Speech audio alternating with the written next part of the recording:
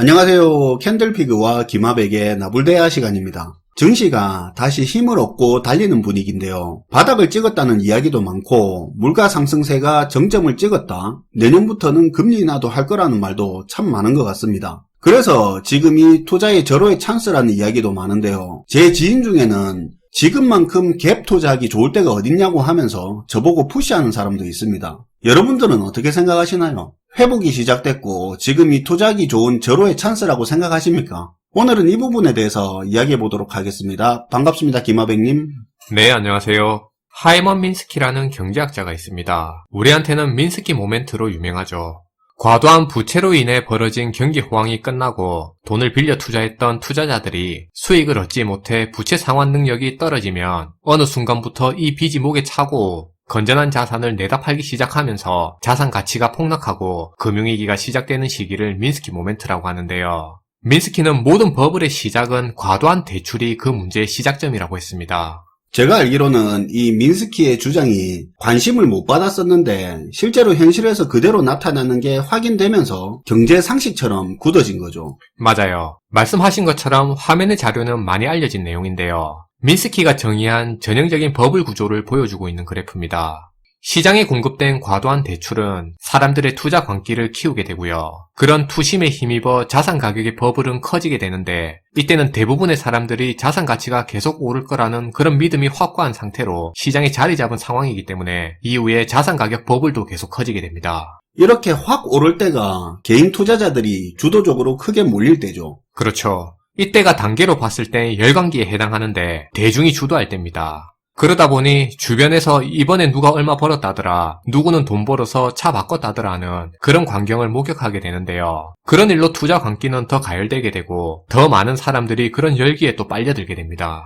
지금 단계 중에서 열광기 보면 중간쯤에 상승 기울기가 확 가팔라질 때가 있는데 그게 그때인 모양이네요. 그쵸. 이때 한참 많이 나오는 얘기가 투자계에 있는 업자들은 이런 얘기를 쏟아내죠. 이번엔 다르다. 지금이 정말 부자 될 기회다. 이게 진짜 중요한 정보인데 하면서 고급 정보라는 얘기들을 막 퍼뜨립니다. 그러면서 재밌는 게 나중엔 자기들도 자기가 한 말에 빠져서 믿게 되죠. 그리고 최근에 많이 드러나고 있는 일인데요. 업자들이 몰래 차명으로 거래한다든지 혹은 미리 사놓은 회사를 추천하는 식으로 사기치는 경우도 있고 이런 흐름에 한몫 챙기려는 상장회사들도 허위공시나 과장홍보성 공시도 크게 늘고요. 횡령, 정치권과 연루된 부패 등 해서 합법과 불법 사이를 넘나드는 일들이 막 성행하게 됩니다. 광기와 탐욕에 눈이 먼 거죠. 그러다 이제 자산 가격이 버블의 정점에 가서는 자산 가격을 새로 매기는 가치 재평가 방법들이 또 등장하게 됩니다. 기존의 가치평가 기준으로 보면 이제는 너무 비싸게 나오니까 평가를 다르게 한다는 거죠. 그쵸. 새로 나온 지표라고 하면서 수많은 투자기관에서 막 발표하는 거죠. 우리도 작년에 다 겪었던 현상입니다. 시장의 패러다임이 바뀌었다 하면서. 맞아요. 이제는 자산 가치를 기존 방식대로 평가하면 안 되고 가격이 이만큼 올라왔기 때문에 가치를 새로 매겨 재평가할 필요가 있다고 하면서 버블을 더욱 부추기는 거죠. 새로운 논리를 탄생시키는 겁니다. 근데 재밌는 게 사람들이 또 그 논리에 쉽게 따라가게 돼요. 자기가 산 걸 더 비싸게 팔고 싶은 사람들한테 지금 네가 산 이 가격이 비싼 게 아니라는 평가 기준을 제시하는데 잘못됐다고 말할 사람이 어디 있겠습니까? 그쵸. 그러다 투자 광기가 정점을 찍고 모두가 지켜보는 가운데 자산 가치가 하락하는 순간 그동안 가려졌던 사실은 보기 싫어 외면했던 부정적인 지표들이 시장으로 막 터져 나오게 됩니다. 자산 가격이 오르고 있을 때는 부정적인 지표들이 무시되다가 하락하기 시작되니까 이제야 그런 지표들이 눈에 들어오기 시작하는 거겠죠. 사실은 새로운 것도 아닌데 마치 몰랐던 일들이 갑자기 터진 것처럼 그렇게 등장하는 거죠. 그리고 이때 투자자들의 수익률이 하락하면서 추가 자금 조달이 원활하지 못하게 되고 지금처럼 물가 문제 등으로 금리가 오르면서 신규 대출 문턱이 되게 높아지는 현상이 나타나게 되고요. 이게 자산 가격 하락을 더욱 부추기게 됩니다. 이때부터 사람들이 어떤 모습을 보이냐면 노골적으로 현실 부정을 하기 시작한다는 거예요.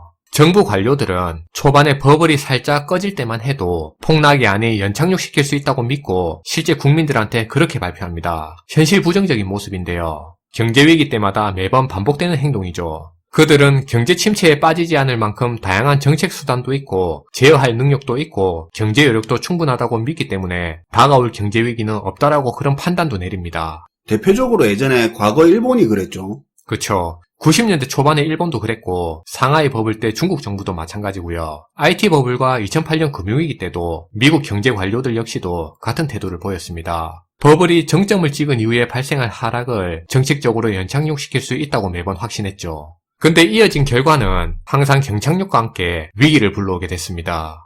많은 개인들도 마찬가지인데요. 이때 하락의 본질은 그동안의 빚으로 무리하게 키웠던 투자와 감당할 수 없이 누적된 부채가 부담으로 작용해서 자산 매각 증가로 이어지고 이게 전체적인 자산 가치 하락에 영향을 주는 게 핵심인데 근데 개인들은 이때 하락을 보면서 이만하면 빠질 만큼 빠졌다고 그 부분만 집중해서 받아들이는 겁니다. 그래서 이때부턴 자산 가격이 올라갈 이유만 쫓게 되는 거고요.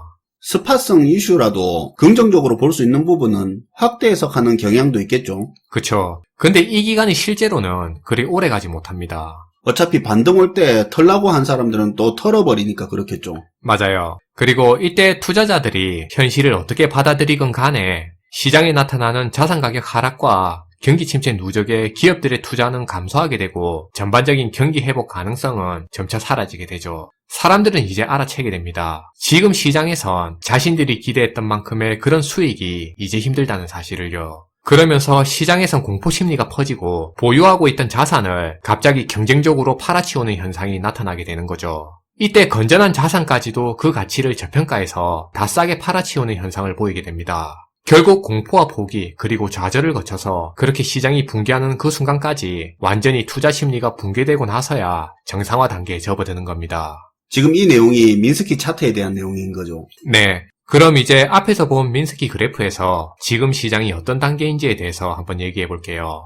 많은 사람들은 지금 시장 상황을 마지막 단계인 가격이 회복하는 정상화 단계로 보는 경우가 많은 것 같습니다. 근데 저는 개인적으로 현실 부정 단계로 보고 있습니다. 우리나라뿐만 아니라 미국도 마찬가지지만 중앙은행을 포함해 정책 당국도 현실 부정적인 태도를 보여왔습니다. 지금도 그렇고요. 처음엔 물가 문제가 심각하지 않다고 했다가 갑자기 물가 문제가 심각하니 빅스텝 자이언트 스텝으로 금리 인상을 했다가 지금은 또 인플레이션 정점이 지났고 계속 실업률 얘기만 반복하면서 경기 침체 우려는 없다고 얘기하고 있죠. 근데 사실 인플레이션 정점이 지났다는 근거는 어디에도 없습니다. 그러니까요. 전부 마음이 얼마나 급한지 일시적으로 잠시 물가 상승 속도가 주춤하는 조짐만 나와도 인플레이션 정점론이 나오는데 제가 기억하는 것만 해도 올해만 한 두세 번은 들은 것 같습니다. 최소한 아무리 짧다고 해도 한 분기 이상 지속적으로 물가가 낮아지는 거 확인을 하고 그때 정점을 통과했다 말해도 확실하다고 할 수 없을 텐데 지금 이런 게 속단하기는 이런 거 아닙니까? 그쵸. 장기적인 관점에서 봐야 되는 거죠. 물가 문제 심각했던 70년대만 봐도 1년 가까이 물가 상승률이 낮아져서 그때는 물가가 잡혔다고 판단했었는데요. 그리고 그동안 금리 올린다고 침체가 심해진 만큼 정책을 선회했는데 근데 오히려 물가가 그전보다 빠르게 올라버리는 그런 결과가 나온 적도 있어요. 잔불이 남아있었는데 꺼졌다고 속단한 거네요. 그만큼 물가 잡는 게 그렇게 만만한 일이 아닌데요. 지금 보면 만약에 9% 오르던 게 8% 올랐다고 그게 오르는 속도가 늦춰진 거지 그걸로 물가가 떨어진 건 아니잖아요. 자기들이 생각했던 거하고 다르게 계속 상황이 바뀌니까 그 바뀐 상황에 맞춰서 현실 부정하면서 맞춰가는 얘기만 계속 반복하고 있는 겁니다. 시장도 마찬가지인데요. 그동안에 미 연준이 급격한 금리 인상으로 인해서 지금 경기 침체 우려가 커졌기 때문에 향후 금리 인상 속도가 늦춰질 가능성이 높고 내년 이후로는 경기 침체 가시화로 금리 인하까지 고려되는 상황이라고 하는데요. 그럼 금리 인하 정책은 주식과 부동산 등의 자산 시장에는 호재이기 때문에 지금이 오히려 투자 적기라는 그런 의견을 퍼뜨리고 있습니다. 전형적인 현실 부정 반응이고요. 자산 시장만 생각한 건데요. 부채 상황이나 실물 경제 상황은 외면하고 뭐든지 자산 시장을 기준으로 좋게 보려는 식으로 해석하려는 겁니다. 지금 벌어지고 있는 경제 문제 자체가 왜 생겼냐? 애초에 돈을 많이 풀어서 과도한 유동성 공급으로 인해 생긴 문제입니다. 그래서 40년 만에 최고의 물가 상승도 나타나는 거고 자산 가격에 버블도 껴서 그걸 해결하겠다고 지금 발버둥 치고 있는 건데 금리 인하로 다시 유동성 공급을 늘려서 지금 이 문제를 해결한다? 말도 안 되는 선택이죠. 그리고 지금까지 올린 금리 인상 여파 반영 다 안 됐고요. 시장 예상처럼 물가 잡혔다는 근거도 어디에도 없습니다. 지금 기업들 매출, 실적 다 감소하고 있고 가게들 소비 감소에 쌓아둔 재고는 계속 증가하고 있죠. 부채 문제, 무역 문제, 그리고 최근 미국과 중국이 엮인 외교 문제까지도 아직 경제 상황 나아졌다는 거 아무것도 없고요. 이제부터 기업들 투자 줄이는 거 기정사실화된 상황입니다. 근데도 이런 현상은 외면한 채 현실 부정만 하면서 회복 단계로 보고 있는 거죠. 지금 시장에 있는 많은 개인들도 착각하고 있는 게 지금이 정상화 단계라고 보기엔 우리가 지금 시장에서 아직 공포를 겪은 적이 없습니다. 당연히 폭이나 좌절도 아직 없었죠. 일각에서는 주식 가격이 코로나가 터지기 전 수준으로 그때 수준으로 왔기 때문에 거품이 꺼졌다고 하는데 최근에 빚을 늘리는 투자가 다시 늘어날 정도로 투기 심리는 여전하고요. 아직 계속 살아있습니다.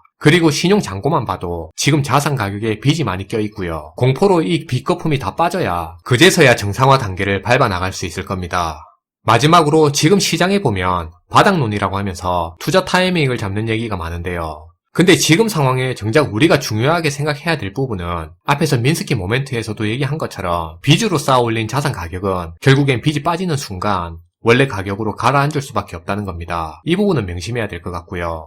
그리고 보통 지금처럼 현실 부정 단계에서 일시적으로 주가가 오르는 데드캣 바운스 같은 그런 상황이 생기면 그 단계에서는 이전부터 손실을 본 사람들이 많기 때문에 데드캣 바운스를 바닥으로 오해해 강한 상승으로 보고 투자금을 크게 늘리는 경우가 되게 많아요. 손실이 큰 사람 입장에서는 이번이 빠져나올 마지막 기회다 하면서 대규모 물타기 하겠죠. 지긋지긋한 손실 이제 끊어내고 새 출발하자고요. 그쵸, 그게 위험한 거죠. 투자 손실을 본 개인 입장에서야 가슴 아픈 상황인 건 맞는데 이번 라운드에서 이런 손실은 차라리 다음 라운드를 기약하는 게 더 좋은 선택이고요. 굳이 무리해서 투자금을 늘려서 연장전을 이어갈 필요는 없을 것 같습니다. 불리한 조건에서. 그쵸. 미련 때문에 괜히 손실을 더 키울 위험이 커지는 거죠.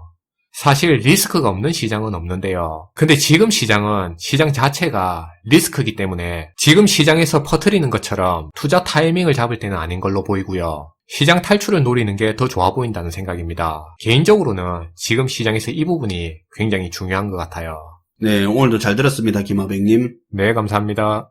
예를 들어 제가 현재 가치 10억짜리 자산을 가지고 있다고 해볼게요. 대출은 5억 받았고 1년에 이자가 1,500만원 나갑니다. 그러면 제가 이 자산을 유지하는 비용은 1년에 1,500만원이겠죠. 그 자산이 연 1,500만원만큼 수익을 창출해내든지 제가 다른 데서 이 비용을 꾸준히 지불할 수 있다면 문제가 없을 텐데요. 근데 만약 이 대출에 대한 이자가 올라서 연 유지비가 3천만원이 된다면 저는 이 자산을 팔 수밖에 없을 겁니다. 그런데 저와 비슷한 처지의 사람들이 많다면 거래 성사시킬 확률을 높이기 위해선 조금이라도 가격을 낮출 겁니다. 근데 그게 똑같은 형태로 경쟁이 붙으면서 자산시장 하락에 불을 붙이고 자산을 문제없이 유지하던 사람들조차 떨어지는 시세에 불안감을 느끼겠죠. 그동안 엄청난 돈을 대출이라는 형태로 낮은 금리로 시장에 뿌렸습니다. 그리고 그 돈들은 자산시장을 끌어올렸고요. 금리가 올라 그 자산의 유지비용이 커져버리고 이 부담 수준이 점점 올라가는 게 지금 가장 중요하게 생각할 흐름인 것 같습니다. 시청해주셔서 감사하고요. 지금까지 나불대야 시간이었습니다.